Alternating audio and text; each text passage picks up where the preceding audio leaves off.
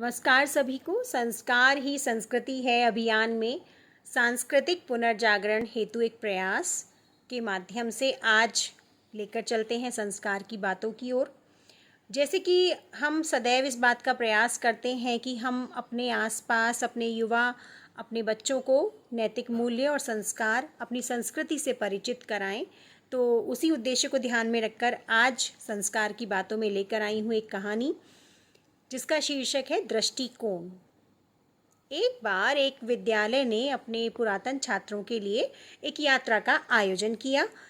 निश्चित समय पर सभी पुरातन छात्र अपने गंतव्य पर पहुंच गए और वहां से बस ड्राइवर उनको बस में बिठाकर अपनी यात्रा के लिए चल पड़ा। सभी बस में बहुत आनंदित थे, एक दूसरे के साथ बीते हुए वर्षों को याद कर रहे थे और वर्तमान में जो अनुभव हुए उनको साझा कर रहे थे। इसी बीच अचानक झटके से गाड़ी रुक जाती है। कारण क्या था कि सामने एक सुरंग थी। ड्राइवर उस मार्ग से भली भांति परिचित था, तो उसे लगा कि यह जो बस है वो सुरंग के अंदर से भली भांति निकल जाएगी। सो उसने गाड़ी स्टार्ट कर दी धीमी गति से। अब बस थोड़ी दूर चढ़ाई पर चली, लेकिन वो अटक गई। बस की छत रगड़ गई सुरंग की छत से। अब यहाँ पर एक बड़ी समस्या थी कि बस झटके से रुक गई है और फंस गई है, अभी आगे कैसे जाएगी।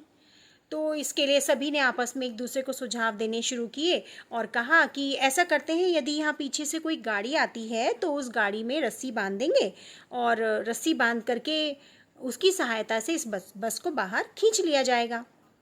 अब इत्तेफाक से एक गाड़ी पीछे से आ गई। सभी ने उसमें रस्सी बांधी, लेकिन वो गाड़ी उस बस को सुरंग से बाहर नहीं खींच पाई। फिर किसी ने सुझाव दिया कि ऐसा करते हैं, शायद गाड़ी छोटी थी, अगर कोई बड़ा ट्रक आता है तो शायद वो इस बस को सुरंग से बाहर सुरक्षित निकाल लेगा।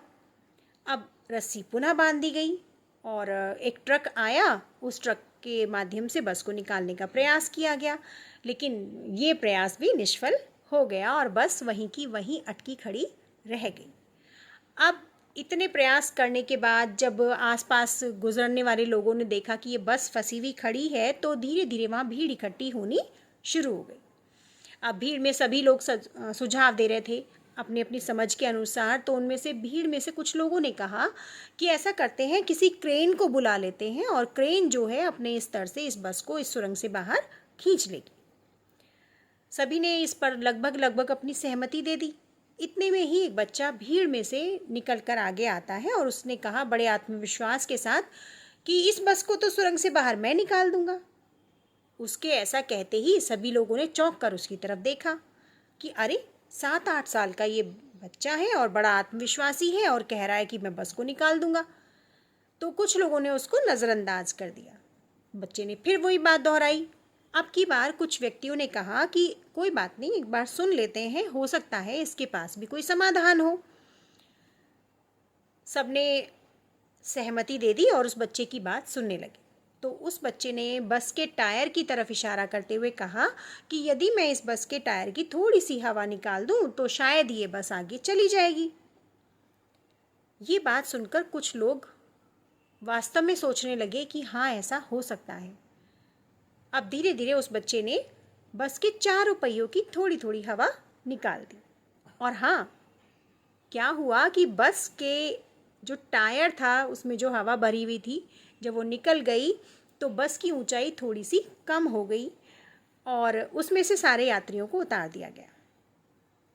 अब बस ड्राइवर बैठा, उसने बस स्टार्ट की और ये क्या, बस बड़ी सुरक्षित तरीके से उस सुरंग से बाहर निकल गई।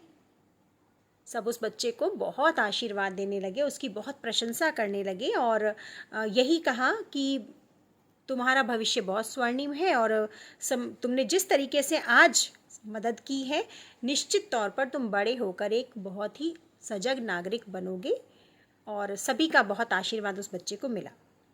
सब धीरे धीरे अपनी बस में चढ़ गए, बैठ गए। अब सब आपस में बात कर रहे थे कि उस छोटे से बच्चे ने इतना समाधान निकाला त्वरित सोच के साथ और तुरंत हमारी समस्या का समाधान हो गया।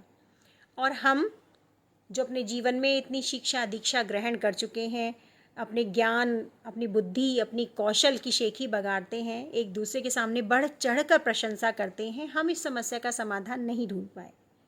तो दोस्तों, सच ही है कि समस्या का समाधान हमारे दृष्टिकोण पर निर्भर करता है। यदि हम सोचते हैं कि समस्या विकट है, बड़ी है, इसका समाधान नहीं हो सकता, तो ऐसी समस्या वास्तव में समाप्त नहीं हो सकती। और यदि कितनी बड़ी से बड़ी समस्या हो, उसे हम सोच लें कि हाँ, ये समस्या कुछ नहीं है और हम इसका समाधान कर सकते हैं, और हम पूरे आत्मविश्वास के साथ उस समस्या के समाधान की ओर बढ़ें, तो निश्चित रूप से हमें सफलता मिलती है, जैसा कि उस बच्चे ने कहा, हमें समस्या का समाधान सुझाया। तो दोस्तों, ज्ञान बांटने से बढ़ता है, और जहाँ से मिल जाए उसे बटोर लेना चाहिए। उसमें हमारे समक्ष उम्र, हमारा अहम आड़े नहीं आना चाहिए।